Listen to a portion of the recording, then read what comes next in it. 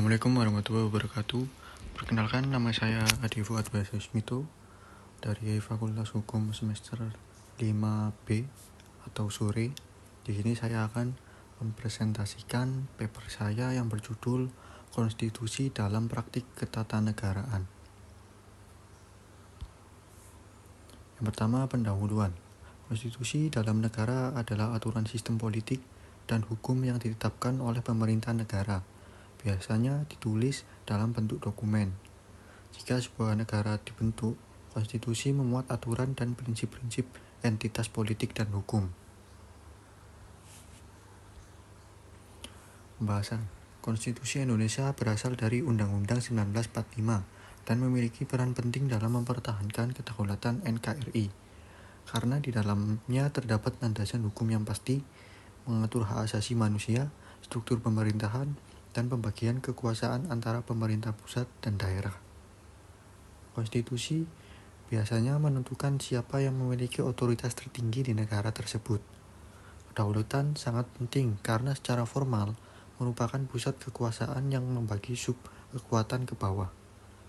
Ini karena kedaulatan terletak di belakang otoritas yang datang bersama kekuasaan dan mencakup pengakuan kekuasaan. Selain itu, sebagai persyaratan konstitusi, diperlukan mekanisme untuk melindungi hak konstitusional tersebut. Hak konstitusional dapat dilindungi secara yudikatif, dalam kurung di dalam sistem hukum, atau non-yudisial, di luar sistem peradilan. Orang-orang di negara yang hak konstitusionalnya dilanggar atau diabaikan oleh otoritas negara atau pemerintah tidak dapat meminta perlindungan konstitusional mereka melalui sistem hukum Indonesia saat ini kepada Mahkamah Konstitusi. Penerapannya pada ketatanegaraan. Hak otonomi memungkinkan pemerintah pusat untuk memberikan bagian kekuasaan kepada daerah, tetapi pada akhirnya pemerintah pusat memiliki kekuasaan tertinggi.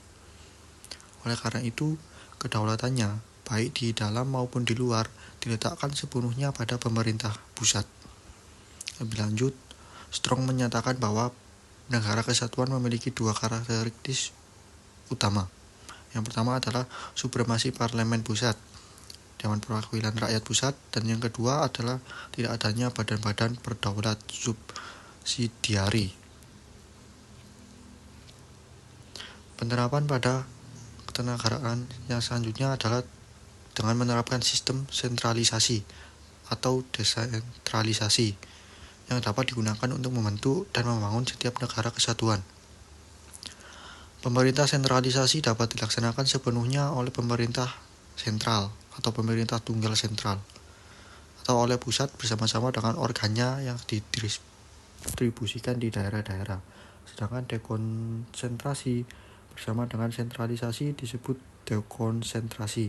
Pemerintah desentralisasi terjadi ketika satuan pemerintah tingkat lebih rendah yang mandiri dan otonom, teritorial atau fungsional menggantikan pemerintah pusat. Kesimpulannya, konstitusi adalah undang-undang dasar yang digunakan untuk menjalankan pemerintahan negara. Konstitusi dapat berupa undang-undang tertulis atau tidak.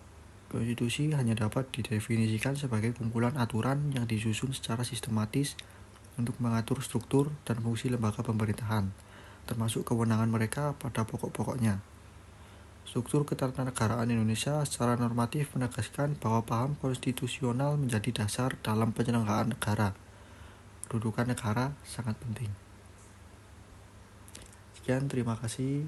Apabila ada kurang lebihnya, saya mohon maaf. Saya akhiri. Wassalamualaikum warahmatullahi wabarakatuh.